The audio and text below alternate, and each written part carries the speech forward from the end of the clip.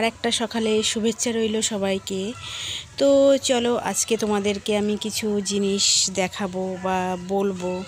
সেটা হচ্ছে যে আমি কিছু ফুল গাছের সাথে সাথে আমার ছাদ বাগানের সাথে সাথে আমি কিছু সবজি গাছও লাগিয়েছি। সবজি বলতে আলু, বেগুনের চারা, টমেটো গাছ, লঙ্কার গাছ। তো সেইগুলোকে আমি কি করে যত্ন নিয়েছি, কী রকম হয়েছে, কেমন বড় হয়েছে এই 1.5 মাসের মধ্যে, তাদের কি পরিস্থিতি, সেই নিয়েই তোমাদের একটা ছোট্ট ভিডিও আমি করে দেখাবো।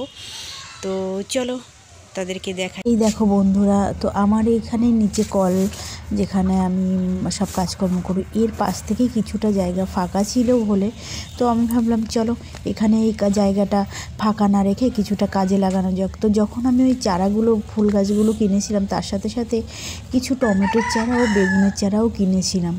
তো এই যে দেখতে পাচ্ছ এই চারাগুলো, টমেটো চারাগুলো খুব ছোট ছোট থাকতেই কিনেছিলাম। তো এদের বয়স, এক একজনের বয়স 1 মাস 4 দিন কি 10 দিন করে মতো হয়েছে। তো দেখো গাছগুলো এত সুন্দর হয়েছে, কতটা লম্বা হয়েছে, আমার একদম মানে কোমর সমান উঁচু, কি বলতে গেলে প্রায় আমার কাঁধ সমান সমান লম্বা হয়ে গেছে। জানি না আর কত লম্বা হবে, কিন্তু জানো তো গাছগুলো লাগানোর পরে না কোনো রকম পোকা মাকড় কিছুতেই ধরেনি বা কিছুই না। তেমন যে কোনো সার বিষ টিষ দিয়েছি আমি বা সেরকম খাদ্য খাবার কিছুই দেওয়া হয়নি। শুধু প্রথমবার গাছ কিনে আনার পরে একবারই শুধু 10-26 দেওয়া হয়েছিল, যেটা আমার হাজবেন্ডই দিয়েছিল একটু খার। এবং যেহেতু প্রথমবার আমরা গাছ লাগাচ্ছি, তো সেহেতু আমরা সঠিক জানি না কী সমস্ত সার দিতে হয়। তো দোকান থেকেই বলে দিয়েছিল যে হ্যাঁ তোমরা এই সারটা নিয়ে যাও, এটা একটু গাছের গোড়ায় দাও, তো গাছের গ্রোথ ভালো হবে। তো দেখো সেই যে দিয়েছি, তারপর থেকে আর কিছুই দেওয়া হয়নি তেমন কিছু। আর এই যে যে দেখছো না এখানে যে বেগুন গাছটা, এই বেগুন গাছটা একটু পোকা লেগে গেছে, যেহেতু এখন ঠিক আছে, ও এখন মোটামুটি গ্রোথ ঠিকই আছে। কারণ এদেরকে আজকে একটু ওষুধ দিতেই হবে, কারণ শীতকালের গাছ, তো শীতকালে যেমন ফল ফুল বেশি হয় তেমনি পোকামাকড়ের খুব উপদ্রব। এই দেখো এই টমেটো গাছটাতেও খুব সুন্দর ফুল এসেছে। আর এবং গাছগুলোতে দেখো মানে যত লম্বা হচ্ছে এবং ওপরের দিকে ফল মানে ফুল এসছে। জানি না এই ফুলগুলোর থেকে যদি সত্যি সত্যি টমেটো হয় সবকটা, তো কীভাবে রাখবো আমি বুঝতে পারছি না। আর এই দেখো এই যে যে এখানে আলু গাছগুলো দেখছো না, এই আলু গাছগুলো না আমি জাস্ট দেখার জন্য, যে ঘরের মধ্যে যে আলুগুলো ছিল সেই আলুগুলো কেটেই আমি এখানে বসিয়ে দিয়েছিলাম, যদি দেখা যায় হয় কি না। আর এই দেখো এখানে একটা ওই টমেটো গাছের সাথেই আর বেগুন গাছের সাথে একটা লাউয়ের চারা কিনে নিয়ে এসেছিলাম দুটো, এবং তা আমি এই পাশে বসিয়ে দিয়েছি এবং এখানে একটা দড়ি দিয়ে বেঁধে দিয়েছি যে বড় বেড়ে উঠতে উঠতে একদম ছাদের কার্নিশে উঠে যাবে, এবং ওখানেই আমি ওদেরকে মাচা করে দেব যাতে ওরা ভালোভাবে বেড়ে উঠতে পারে। তো দেখো লাউ গাছটাও খুব সুন্দর হয়ে উঠেছে, কিন্তু দুঃখের বিষয় যে লাউ গাছটা খুব একটা মোটা হয়নি, সরু টিনের মতো। আর এই দেখো এইখানে কিছু শীতের রক্তগাঁদা এনে ওদের সাথে সাথেই ওই চারার সাথেও এই রক্তগাঁদাগুলো এনে বসিয়েছি। দেখো গাঁদা ফুলগুলো সবে কুড়ি আসা শুরু করেছে, এখনও ফুল হয়নি।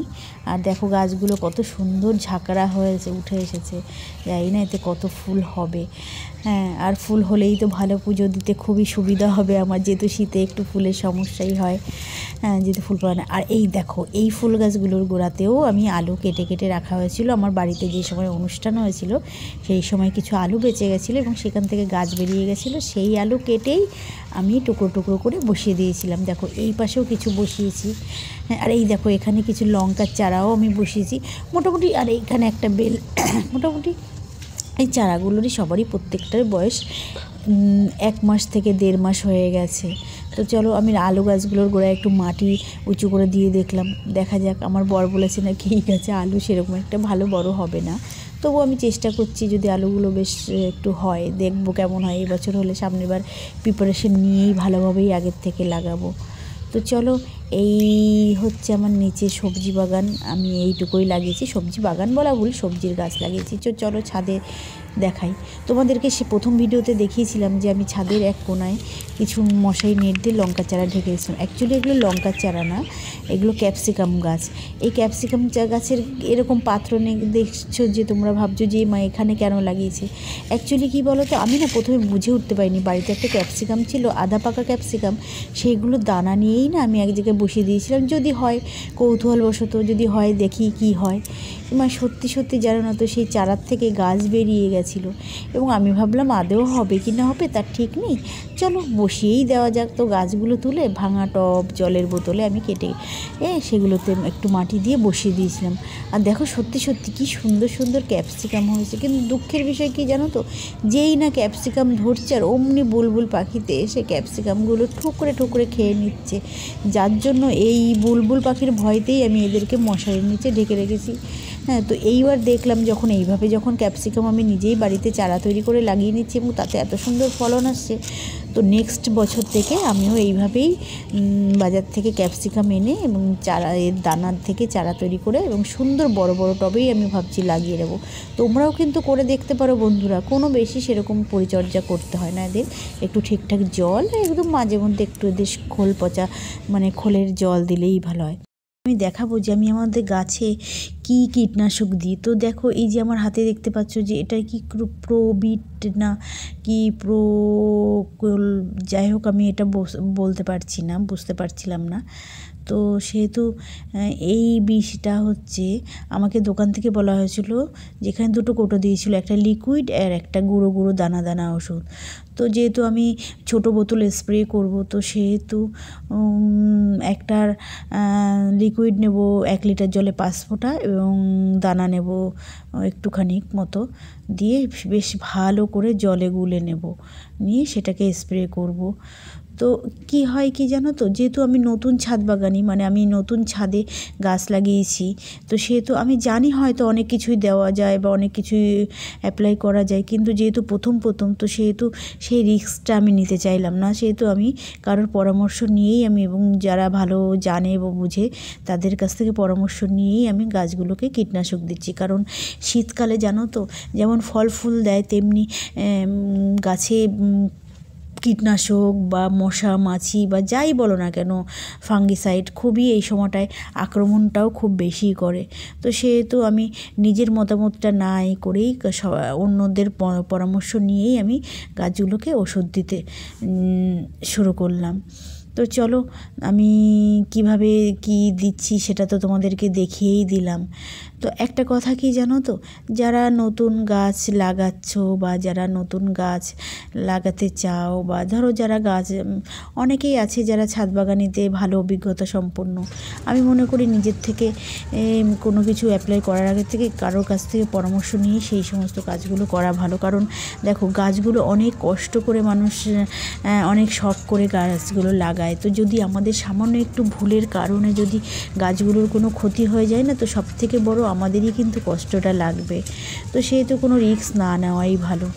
তো দেখো গাছগুলোকে আমি একটা একটা করে প্রত্যেকটা গাছে আমি সেই কীটনাশক ছড়িয়ে দিলাম। আর অবশ্যই যখন তোমরা সবাই গাছে স্প্রে করবে, যাই কিছু দেবে না কেন কীটনাশক, তো মাস্ক অবশ্যই পরে নেবে। কারণ দেখো এই বিষগুলো তো খুব একটা ভালো না, রাসায়নিক সার বা রাসায়নিক বিষ, তো এদের একটা সাইড এফেক্ট অবশ্যই থাকে। তো যেহেতু আমার একটু অ্যালার্জির সমস্যা আছে বলেই তো আমি মাস্ক পরে নিয়েই আমি সব গাছগুলোতে স্প্রে করে দিচ্ছি। ছাদে অনেক হিসেব মতো অনেক গাছই আমি লাগিয়ে ফেলেছি, শীতের গাছ দিয়ে বলো, ফুল দিয়ে বলো, ফল দিয়ে বলো।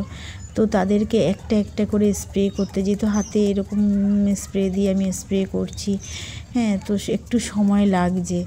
তো ভাবলাম তোমাদেরকে এই ভিডিওটা আমি একটু এর সাথে অ্যাড করে দিলাম যে আমি কিভাবে গাছগুলোকে স্প্রে করি বা আমি গাছগুলোকে কিভাবে যত্ন করি, সেটাই আর কি দেখাচ্ছি। আমি জানি হয়তো খুব ভালো ভিডিও আমি তোমাদেরকে বা দেখাতে পারছি না, যেহেতু দেখো আমি বাড়িতে একাই থাকি, তো আমার ভিডিও ধরে দেওয়ার মতো কেউ নেই বা ক্যামেরাটা ভিডিও করার মতো কেউ আমার সঙ্গে সহযোগিতা করার। আমি একা একাই যতটুকু পারলাম তোমাদেরকে দেখালাম বা তোমাদের সামনে তুলে ধরলাম। হ্যাঁ, যদি একজন হেল্পিং হ্যান্ড বা কেউ একজন থাকতো তো ধরে দেওয়ার জন্য, তো অবশ্যই খুবই ভালো হতো, তোমাদেরকে আরও ভালোভাবে আমি দেখাতে পারতাম আমার ছাদ বাগানটা। তো চলো, কোনো ব্যাপার নয়, আমি যেভাবে পারি যেটুকু পারি তোমাদের সামনে একটু একটু করে তুলে ধরার চেষ্টা করব। তো তোমরা আমার এই ছাদ বাগানের এই গাছপালা দেখে হোক বা আমার এই ভিডিও দেখে তোমাদের যদি একটু ভালো লেগে থাকে বা তোমাদের যদি পছন্দ হয়ে থাকে, তো একটা লাইক ও একটা কমেন্ট করে জানিও, ঠিক আছে? এবং কমেন্ট করে জানিও যদি কোনো সমস্যা হয়ে থাকে বা আমার ভিডিওতে কোনো রকম কিছু তোমাদের সমস্যা মনে হয় বা কিছু তোমাদের জিজ্ঞাসা করার কিছু থাকে, তো তোমরা প্রশ্ন করে জানতে চেও বা বলো। আমি অবশ্যই তোমাদের কমেন্টের উত্তর দেওয়ার চেষ্টা করব এবং সঠিক উত্তর দেওয়ারই আমি চেষ্টা করব। আর আমার ভিডিও ভালো লাগলে তোমরা একটু আমাকে উৎসাহ দিও, যাতে আমি আরও সামনের দিনগুলোতে আরও ভালোভাবে সুন্দরভাবে তোমাদের সামনে ভিডিও করে তুলে ধরতে পারি গাছগুলোকে নিয়ে। কারণ আমি জানি এখনও আমি সেইভাবে পারদর্শী হয়ে উঠিনি ভিডিও বানাতে বা সেরকম এক্সপার্ট হতে পারিনি। হ্যাঁ, তবে যেটুকু পেরেছি, যেটুকু নিজের চেষ্টায় যেটুকু করতে পেরেছি তোমাদের সামনে আমি সেইভাবে তুলে ধরলাম, এবং জানি ভুল ত্রুটি হলে তোমরা আমাকে ক্ষমা করে দিও। তো চলো, টাটা, আবার নেক্সট ভিডিওতে তোমাদের সঙ্গে দেখা হবে। তোমরা সবাই ভালো থেকো এবং নতুন বছরের অগ্রিম শুভেচ্ছা তোমাদেরকে রইল। এবং অগ্রিম নয়, বলতে গেলে নতুন বছর তো পড়েই গেল। হ্যাঁ, তো চলো, টাটা, বাই বাই, আবার দেখা হবে তোমাদের সাথে নেক্সট ভিডিওতে।